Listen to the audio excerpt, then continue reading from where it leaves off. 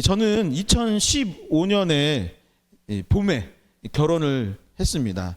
아내와 6년을 연애했고요. 하신 반응이 있어야죠. 6년이나 연애를 했고 7년째 되는 봄에 결혼을 했습니다. 결혼을 하면서 아내와 이런저런 꿈을 꿨던 기억이 납니다. 어떤 꿈을 꿨냐면 실질적으로 신혼집은 이렇게 이 정도 했으면 좋겠다라는 생각도 하고, 집을 이렇게 꾸몄으면 좋겠다. 나중에 어떤 목회를 해야지. 그리고 자녀 계획도 세웠었어요. 계획대로 잘 안 되었는데 자녀 계획도, 그때 아내는, 저는 한 2명만 낳자 했는데 아내는 3명 낳자 했는데 지금은 1명에서 끝. 이렇게 계획도 세우고 이런저런 이야기도 했던 기억이 납니다. 그러면서 집에 관련된 이야기를 했었는데, 집에 계획을 할 때는 어떤 이야기가 있었냐면, 우선 텔레비전 사지 말자. 그리고 가능하면 그동안 쓰던 거 집에서 가져오자. 부모님한테 죄송한 얘기지만 안 가져왔어요. 거의 다 안 가져왔는데 이렇게 가져오자, 이런 생각을 했습니다. 그리고 웬만하면 필수 가전 같은 거 있잖아요. 뭐가 있을까요? 냉장고, 세탁기, 또 뭐 있죠? 이 정도만 하자. 텔레비전도 필요 없다 했었는데, 아내는 텔레비전을 좀 좋아했어요. 그래서 텔레비전도 사고 가전제품도 사고 이런저런 것들을 놨던 기억이 납니다. 저는 사실은 거실에도 소파 같은 거 없고 방석 2개, 기억날지 모르겠지만 방석 2개만 놓고 텔레비전도 없고 다이라고 하나요? 그런 거 하나도 없고 아무것도 없었으면 좋겠다라고 했던 기억이 납니다. 왜 그러냐면, 여러분, 저는 가장 예쁜 집이 어디라고 생각하냐면 모델하우스라고 생각을 합니다. 모델하우스 가면 집이 너무 근사하고 예쁜 거예요. 근데 제가 모델하우스가 예쁜 이유를 발견했는데, 그것이 무엇이냐면 짐이 없어요. 모델하우스에는 어린이 장난감도 없고 빨래도 안 쌓여 있고 그릇도 별로 없고 그냥 조금씩만 놨기 때문에, 저는 그래서 깔끔하고 예쁘다고 생각을 했고, 그래서 집을 그런 식으로 꾸몄으면 했던 것입니다. 그리고 제가 그런 생각을 했던 이유 중에 또 하나는, 제가 그 당시에 많은 젊은이들이 마찬가지였는데 애플의 CEO였던 스티브 잡스를 좀 존경하고 좋아했었어요. 근데 잡스의 자서전이나 이 사진들을 보면은 집에 짐이 거의 없습니다. 저는 아이폰이 아름다운 이유는 군더더기가 없기 때문이라고 생각을 했어요. 그리고 결혼 전에 어떤 책을 읽었냐면은 행복의 가격이라는 책을 봤었습니다. 한번 보여주실래요? 네, 바로 이 책인데요. 요즘은 굉장히 많이 알려져 있지만 당시에는 흔치 않았던 미니멀리즘, 단순한 삶에 관련된 내용의 책이었고, 이 책처럼 나도 한번 살아봤으면 좋겠다라는 마음을 가졌던 것입니다. 책의 내용은 이래요. 많은 사람들이 어떤 때 행복하다라고 생각을 하냐면, 뭔가를 소유하게 되면 행복해하게 된다라고 생각합니다. 맞나요? 어떠세요? 뭐 갖고 싶어 하지 않으세요? 지금 어린이 주일이라서 주한이는 오늘 아침부터 레고는 도대체 언제 오는 것이냐, 레고 언제 사줄 것이냐, 이런 얘기를 해요. 아이들도 그렇고 우리도 그렇고 뭔가를 소유할 때 기쁨을 갖게 되는 거예요. 그래서 이 책의 저자인 테미 스트로벨 부부도 그런 삶을 살았다고 합니다. 부부가 차를 각자 한 대씩 사고, 이왕 차 사는 거 큰 차 사자라고 해서 큰 차도 샀답니다. 집도 이왕 살 거 큰 집 사고 거기에 짐을 꽉꽉꽉꽉 채우면 행복하겠지라고 하면서 그것들을 막 구매하기 시작을 했대요. 그런데 돌이켜보니까 이 부부가 행복했을까요? 안 행복했을까요? 행복했으면 이 얘기를 하지 않겠죠. 어느 순간 자신의 삶을 돌이켜보니까 행복하지 않더랍니다. 왜 그러냐면, 자동차도 짐도 가전제품 가구도 살려면 뭐가 필요해요? 대출 받아야 되는 거죠.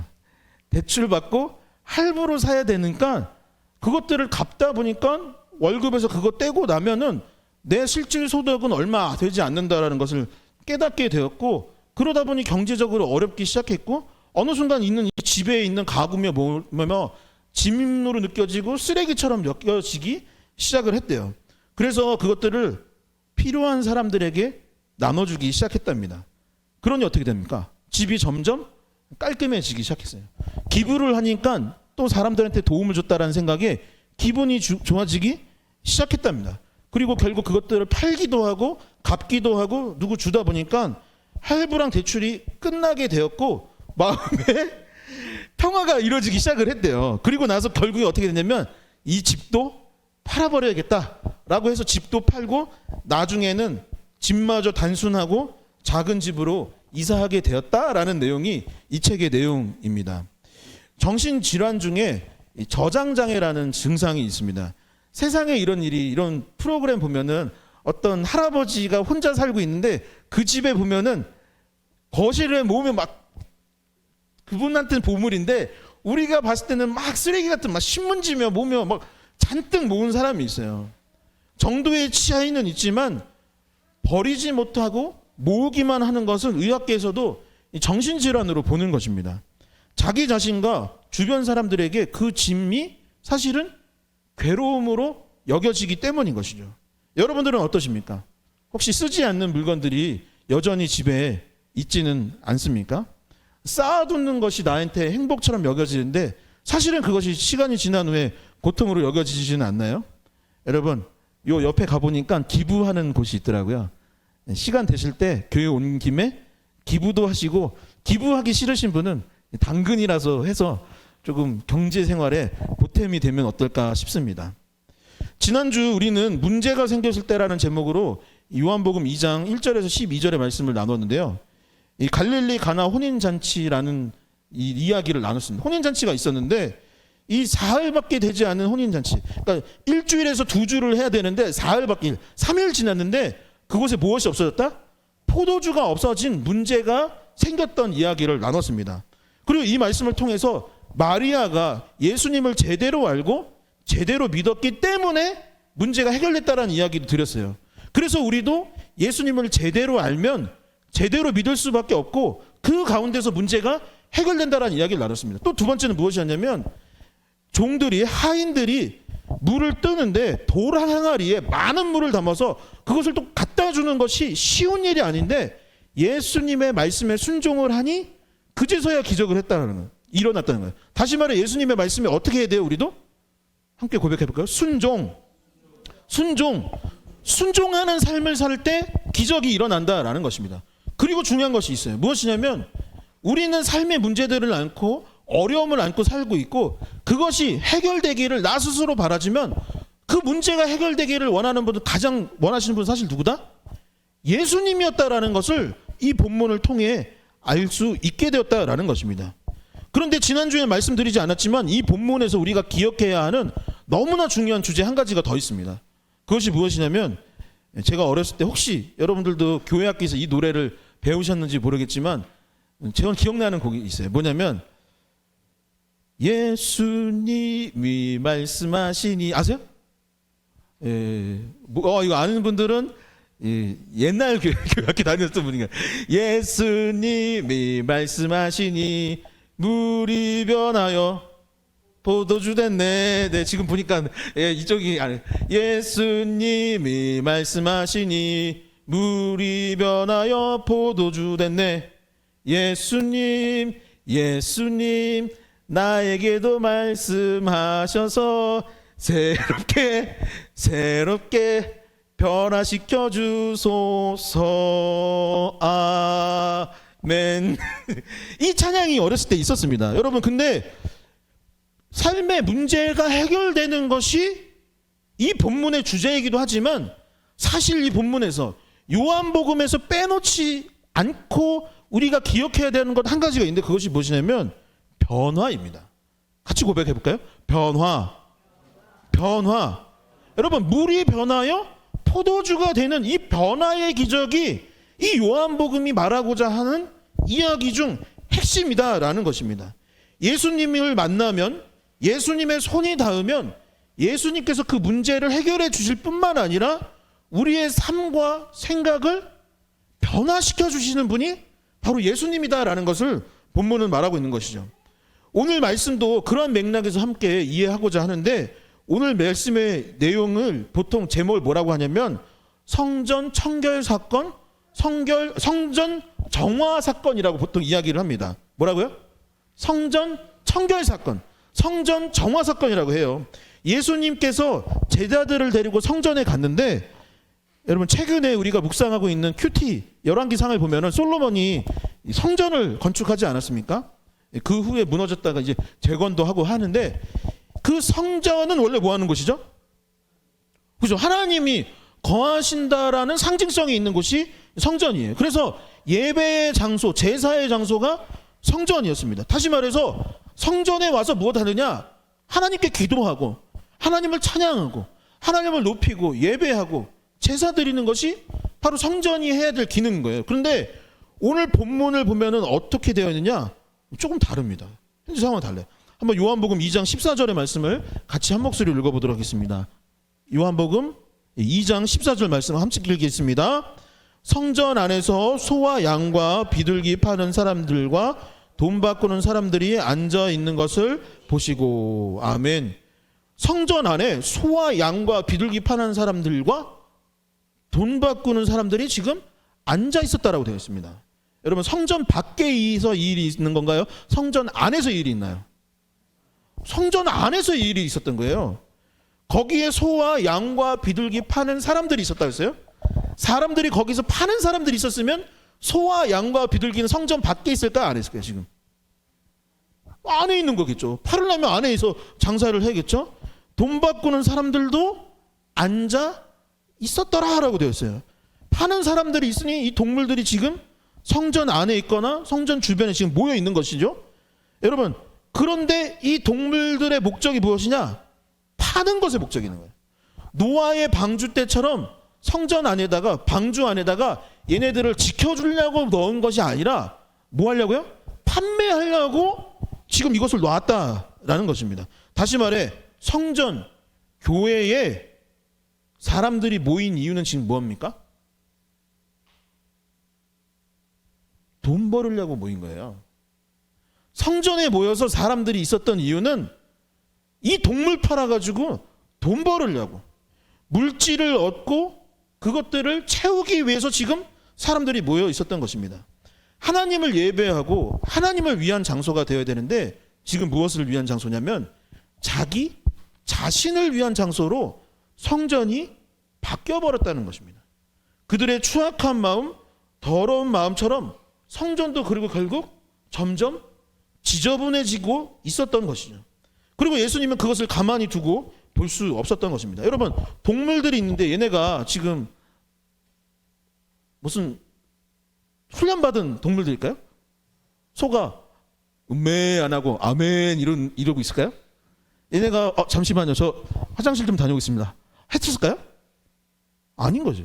사람의 마음이 더러워지고 이물질이 끼기 시작하니 결국 그것이 성전에도 현상으로 나타나기 시작했고 하나님의 집이 더러워지는 그것을 예수 그리스도께서 그냥 두고 보실 수만은 없었던 것이죠. 여러분 예수님은 어떤 분이십니까? 인애를 원하고 자비를 베푸시고 사랑하고 원수까지 사랑하라고 말씀하셨던 분이 예수님. 사람들 병자들을 안아주시고 나병 환자들을 품어주시는 분이 예수님인데 이 말씀에서는 예수님이 평상시는 너무 달라요. 채찍을 꺼내서 가축들을 내어 쳐버리고 돈을 뒤집어 엎어버리고 상을 엎어버렸다라고 본문은 말하고 있는 것입니다. 그리고 이 말씀을 우리는 예수님의 성전 정화 사건, 성전 청결 사건이라고 이야기하고 있는 것입니다.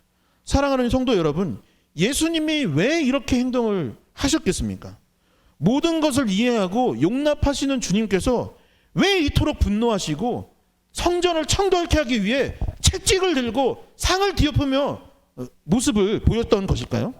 채찍으로 후려치면서까지 뒤집어 엎어버렸던 깨끗하게 하고자 했던 이유는 무엇이겠습니까? 첫 번째, 성전의 의미를 깨달아야 되는데 성전을 깨끗하게 한 이유는 무엇이냐? 성전 그 자체가 누구냐? 한번 볼까요? 우리가 성전이기 때문입니다. 한번 같이 고백해 보겠습니다. 우리가 성전입니다. 우리가 성전입니다. 저와 여러분들이 무엇이다? 성전이다라고 성경은 말하고 있는 것이죠. 성전이 다른 것이 아니라 나 이 자신 그리고 여러분 각 사람이 곧 성전이다라고 성경은 말하고 있습니다. 사진을 한번 볼까요? 네. 제가 어느 지역에 막 뉴스에는 어느 지역에 누구라고 다 나와 있는데 2021년도 6월 기사의 사진을 가져온 겁니다. 이 기사를 보면 한 마을에 어르신이 살고 있었는데 이분이 어느 날 쓰레기를 모으기 시작했대요. 물건을 버리지 않고 쓰레기를 모으기 시작을 했다라고 해요. 그러다가 사람들이 와가지고 냄새도 나고 사람이 사는 꼴이 아니니까 이거 좀 제발 좀 치우라고 했어요. 근데 안 치운 것입니다. 그러다가 결국 복지센터에 사람들이 가서 설득을 하고 나서야 버리기로 결정을 했고, 복지센터 직원들이며 동네 주민들이 와서 이 집을 치우기 시작했대요. 1톤 트럭이 왔는데 몇 대가 와서 치웠을까요? 저 보고 깜짝 놀랐어요. 8대 30대가 왔답니다. 30대가. 그러니까 지금 마당이 이런 거고 집 안에도 지금 꽉꽉 차 있었대요. 총 30대가 와서 쓰레기를 다 치웠다고 합니다. 이런 증상을 아까 서두에서도 제가 말씀드렸지만 이 저장장애라고 부릅니다. 그리고 원인을 크게 두 가지로 볼 수 있는데, 첫 번째 원인은 뭐냐면 뇌의 전두엽에 이제 훼손이 일어난 거예요. 그러니까 뇌에 문제가 생겨서 정확한 판단을 하지 못할 때 이런 저장장애가 일어나거나, 두 번째는 뭐냐면 심리적인 이유인데 극심한 스트레스를 과거에 받았거나 과거에 이 트라우마, 이제 외상후 스트레스, 그러니까 어렸을 때 어떤 충격적인 사건이나 결핍 같은 마음에 문제들이 생겼을 때 이 저장장애가 일어난다라고 합니다. 다시 말해 무엇이냐면 생각과 마음에 문제가 있을 때 이런 증상들이 일어난다라는 것이죠. 여러분, 그런 의미에서 다시 본문을 보겠습니다. 이스라엘 백성들이 지금 성전을 더럽혔어요. 그렇다면 원인이 뭘까요? 원인이 심리학적으로 봤을 때 마음의 원인이 뭘까요?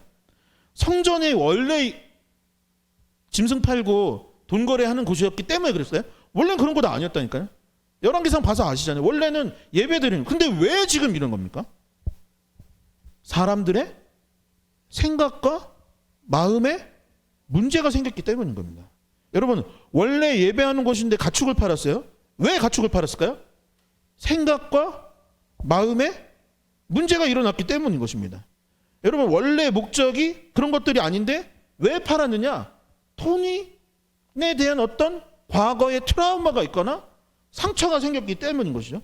마음과 생각 가운데 하나님을 예배하는 것보다 더 중요한 것들이 있다라고 생각을 하기 시작했고, 성전이 지저분해지고 난장판이 됐던 이유는 결국 성전 그 자체의 문제가 아닌 거예요.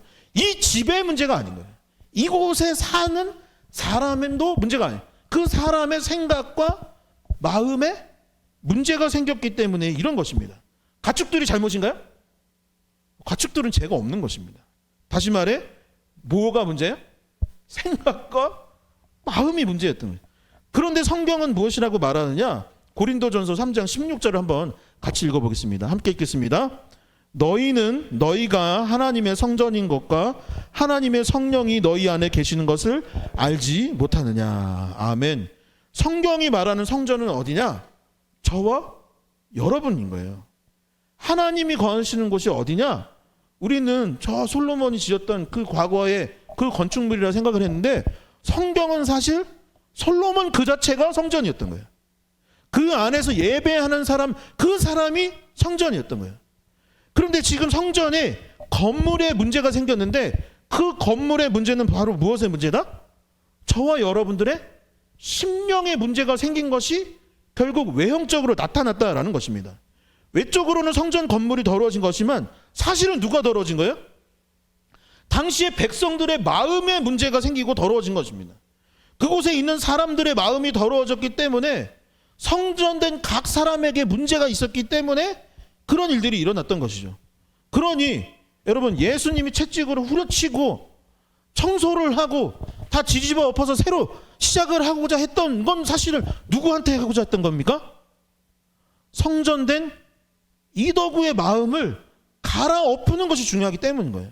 외형적인 그 문제가 아니라 우리의 마음의 문제, 우리의 심령의 문제가 있기 때문에 예수님은 그것을 그냥 보고만 둘 수 없었던 것이죠. 여러분, 사랑하는 사람, 가족 중에 누군가가 마음의 문제가 생긴다면 여러분 어떻게 하겠습니까? 오늘 어린이 주일인데 여러분들의 자녀나 가족 중에 누가 마음의 문제가 생기고 결핍이 생기고 그래서 외형적으로 그런 것들 현상이 나타난다면 어떻게 하겠습니까? 그냥 그걸 보고만 둘 수 있는 가족은 없을 것입니다. 나 자신, 저와 여러분들이 각 사람이 성전이라는 것을 믿고 그것을 청소해 나갈 수 있기를, 그 청소를 이루어 주시기를 기도하고 간구할 수 있는 저와 여러분들이 되어야 할 줄 믿습니다. 두 번째는 교회 공동체가 성전입니다. 다시 한번 고백해 볼까요? 교회가 성전입니다. 교회가 성전입니다. 각 개인이 곧 하나님의 성전이고 더불어 각 사람들이 모여서 이렇게 공동체를 이루는 교회가 곧 교회 공동체가 성전이라는 것을 우리는 기억해야 합니다. 예수님이 12제자들과 빌립보 가이사랴라는 지역에 갔었는데 이 지역에 갔을 때 예수님이 제자들한테 물어본 거예요. 너희는 나를 누구라 생각하느냐? 제자 중 하나였던 베드로가 대답을 합니다. 주는 그리스도이시고 살아계신 하나님의 아들이로소이다 라고 했습니다. 그러자 예수님이 뭐라 했냐면 너의 그 신앙 고백 위에 내가 교회를 세우겠다. 다시 말해서 교회란 무엇이냐면 예수 그리스도가 예수님이 우리의 그리스도, 구원자, 우리의 메시아라는 것을 인정하고 또 그분이 하나님이라는 것을 믿는 공동체, 믿는 사람들이 모이는 그 공동체를 교회라 할 수 있는 것이죠. 교회라는 말의 원어는 에클레시아인데 이 원어의 뜻을 직역하면 무엇이냐면 밖으로 불러 모다라는 뜻이에요. 뭐라고요? 밖으로 불러 모다라는 거죠. 기존의 생각들이 있는 거예요. 기존의 유대 공동체가 있는 겁니다. 유대교라는 것이 있고 기존에 어떤 생각을 갖고 있는 사람들이 있는 것입니다. 그런데 그것 바깥으로 끄집어내서 모임을 만든 것이 무엇이다? 교회라는 거예요. 기존의 틀에서 개혁을 감행해서 끄집어내어서 본질을 다시 회복하고 추구하고자 하는 것이 무엇이다? 교회인 것입니다. 교회가 있는데 교회의 기능을 잃어버린 그것을 밖으로 끄집어내서 다시 새롭게 개혁했던 것이 우리가 다니고 있는 이 개혁교회인 것입니다. 그것이 교회의 원어 에클레시아라는 것입니다. 정리하자면 뭐냐면 예수를 구주로 하나님의 아들로 믿고 예수님을 따라 살아가는 것이 교회 공동체이고 그 공동체는 무엇이냐면 바깥으로 끄집어내서 새롭고 본질적인 공동체를 만드는 것이 교회이다. 그리고 그런 사람들이 모이는 모임이 교회인 것입니다. 요한복음에서 성전 정화 사건에 관한 내용을 기록하지, 그러니까 요한복음에는 있고, 요한복음에는 없고 다른 복음에서 있는 내용이 있어요. 그러니까 요한복음에 다 기록된 것이 아니라 예수님께서 하셨던 말씀 중에 일부는 요한복음에 없어요. 그런데 마가복음에 보면은 이 성전 정화 사건에서 예수님이 뭐라고 하셨냐면 마가복음 11장 17절의 말씀인데 이렇게 기록되어 있습니다. 이에 가르쳐 이르시되 기록된 바 내 집은 만민이 기도하는 집이라 칭함을 받았느니라 하지 아니하였느냐 너희는 강도의 소굴을 만들었도다 하시며, 그러니까 성전을 치우면서 예수님이 뭐라고 했냐면 야 성전을 뭐하는 장사하는 데 아니야. 성전은 무엇이냐? 만민이 기도하는 집이야. 그리고 너희가 지금 무엇을 만들었냐면 성전을 강도의 소굴로 만들었구나 라고 하면서 화를 내셨다라고 되어 있어요. 교회 공동체는 무엇이냐? 원래 기도하는 집인 거예요. 에클레시아는 밖으로 끄집어내서 뭐 하는 거예요? 하나님을 만나고 하나님을 예배하고 하나님께 기도하는 것이 교회인 것입니다. 하나님의 임재를 경험하는 것이 교회인 거예요. 그리고 그 하나님의 뜻을 따라서 하나님을 사랑하고 이웃을 사랑하는 것이 교회가 해야 될 일인 것입니다. 근데 지금 뭐라고 했어요, 예수님이? 강도의 소굴이라고 되어 있습니다. 강도의 소굴. 교회가 교회로서의 기능을 잃으면 어떻게 될까요? 교회마저 쓰레기로 가득하면 어떻게 되겠습니까? 여러분 함께 고백해 보겠습니다. 희망이 사라집니다. 여러분 본문을 보면은 성전의 사람들이 모인 곳에 욕심이 차기 시작했던 거예요. 그 마음 가운데 욕심이 차고 그 욕심이 이 성전 안에 눈으로 이제 보이기 시작했던 것입니다. 그런 가운데 하나님의 말씀이 온전히 선포됐을까요? 저는 안 됐을 거라고 봅니다. 왜냐? 성전을 관리하고 예배를 집례하는 사람은 누구냐? 제사장인데 제사장이 지금 성전에서 장사하는 걸 허락한 거예요, 안 한 거예요? 허락하지 않고서 백성들이 거기서 장사할 수 없습니다.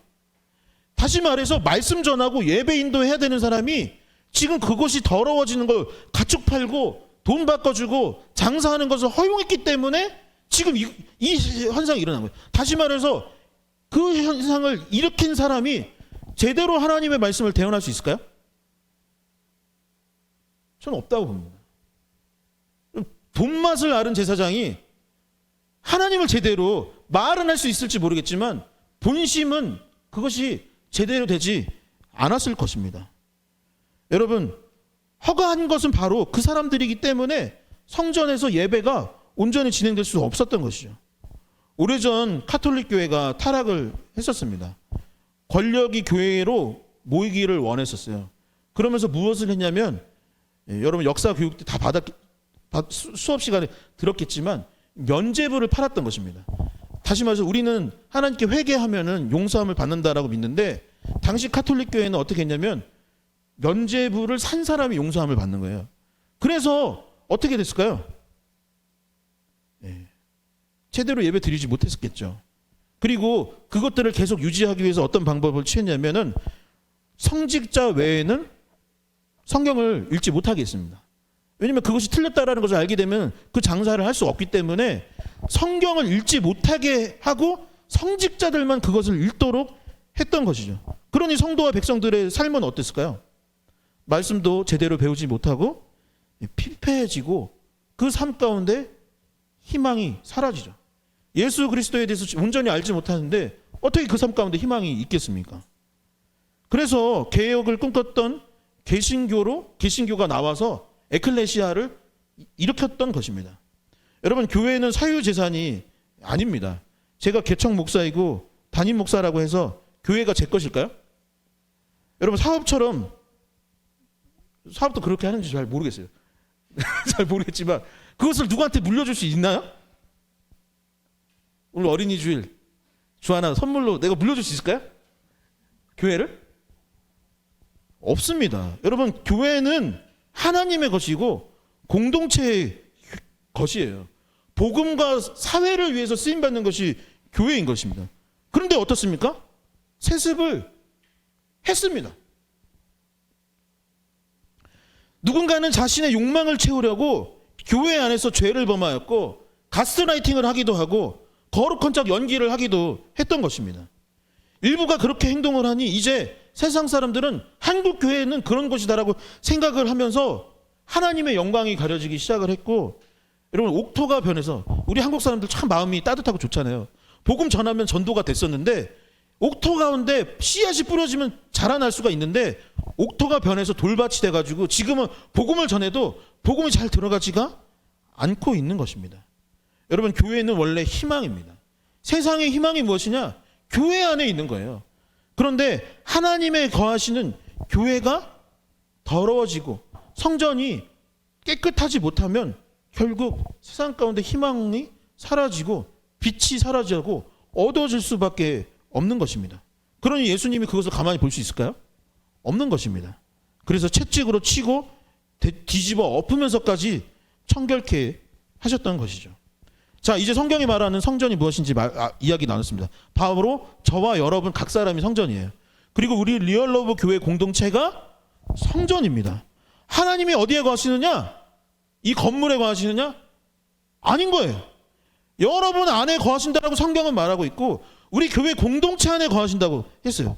그런데 본문을 보니 성전이 더럽혀지고 변화가 필요해요. 뭐가 필요하다고요? 변화가 필요한 겁니다. 여러분 함께 고백해보죠. 다시 변화. 여러분, 이제 이 성전을 다시 깨끗하고 거룩하게 해야 되는데 어떻게 할 수 있을까요? 어떻게? 성경을 보니 누가 했죠? 그 성전 정화를? 사람들이 했나요? 제사장이 했나요? 여러분, 우리가 우리 스스로 죄로 물든 마음을 청결케 할 수 있을까요? 잘못된 이 더러워진 마음을 스스로 깨끗하게 할 수 있습니까? 교회가 뭔가 우리가 계속 액션을 취한다고 해서 다시 희망을 얻을 수 있을까요? 세상 가운데 빛과 소금의 역할을 다시 감당하고 교회가 교회다운 역할을 다시 감당하고 다시 회복할 수 있는 것이 누구로 인함으로 그것이 이루어질까요? 제가 할 수 있을까요? 제가요? 여러분들이요? 미안한 얘기지만 저는 못한다고 봅니다. 변화는 누구로 인함이냐? 변화는 어떻게 일어나느냐? 요한복음 2장 19절에서 22절의 말씀을 마음에 새겨지도록 함께 같이 읽어보도록 하겠습니다. 함께 큰 목소리로 읽어보겠습니다. 예수께서 대답하여 이르시되 너희가 이 성전을 헐라 내가 사흘 동안에 일으키리라. 유대인들이 이르되 이 성전은 46년 동안에 지었거늘 내가 3일 동안에 일으키겠느냐 하더라. 그러나 예수는 성전된 자기 육체를 가리켜 말씀하신 것이라. 죽은 자 가운데서 살아나신 후에야 제자들이 이 말씀하신 것을 기억하고 성경과 예수께서 하신 말씀을 믿었더라. 아멘. 여러분, 이 말씀이 무엇이냐면 예수님이 이 성전 다 떠나버리고 내가 3일 만에 다시 회복시킬 수 있어, 내가 변화시킬 수 있어 라고 얘기했던 겁니다. 근데 그때는 이게 무슨 말인지를 못 알아들은 거예요. 이게 무슨 말이지? 이게 46년이나 지었는데 어떻게 3일 만에 성전을 다시 지을 수 있겠어? 라고 해서 무슨 뜻인지를 몰랐는데 예수님의 십자가와 부활 사건 이후에 제자들이 그때서야 이 말씀이 무엇이구나 라는 걸 깨닫게 됐던 거예요. 무엇일까요? 예수 그리스도의 십자가가 있으면 된다, 안 된다? 된다라는 거예요.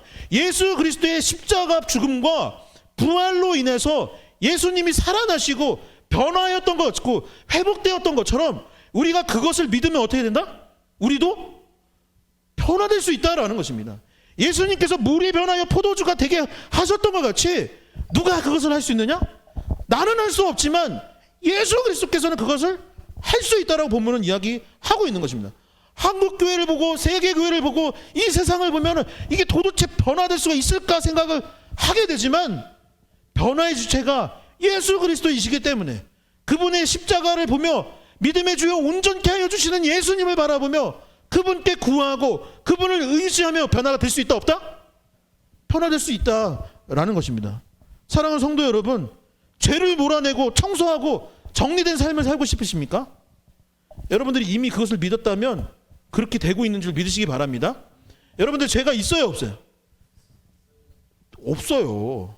예수 그리스도께서 그 죄를 대신 지셨기 때문에 없는 것입니다. 그럼에도 불구하고 죄를 짓고 잘못해서 살아가고 있기 때문에 죄는 없지만 오늘 지어지는 그 잘못을 변화시키고자 예수님을 의지하고 예수님께 오늘도 나를 거룩하게 해달라고, 우리 교회 공동체를 깨끗하게 해달라고 기도할 수밖에 없는 것입니다. 여러분, 말씀을 정리할게요. 저와 여러분들은 무엇이다? 성전인 거예요. 우리 교회가 무엇이다? 바로 여기가 성전인 것입니다. 성전은 청소되고 변화되어야 합니다. 예수를 믿고 의지할 때 성전은 정화되고 원래의 모습, 온전한 모습을 회복할 수 있는 것이죠. 어떻게 된다고요? 예수를 믿고 의지할 때, 예수의 십자가를 믿고 의지할 때 그 보혈로 말미암아 우리가 변화될 수 있다라는 것입니다. 나의 잘못된 습관, 끊어지지 못하는 죄, 중독의 문제가 있다면 주님 앞에 나아가 회개하시기 바랍니다. 하나님, 나에게 이런 잘못이 있고 이런 문제가 있어요. 그래서 내 삶 가운데 여전히 이 트라우마가 있고 이 죄책감 가운데 여전히 죄에 빠져 살아갑니다. 주님, 나를 도와주시옵소서. 나를 용서하여 주시옵소서. 나를 거룩하게 하여 주시옵소서. 우리 공동체를 변화시켜 주시옵소서라고 기도할 때 하나님께서 반드시 우리를 변화시키실 줄 믿습니다. 믿습니다. 믿습니다. 이 시간 자리에서 일어나셔서 함께 결단 찬송 하도록 하겠습니다.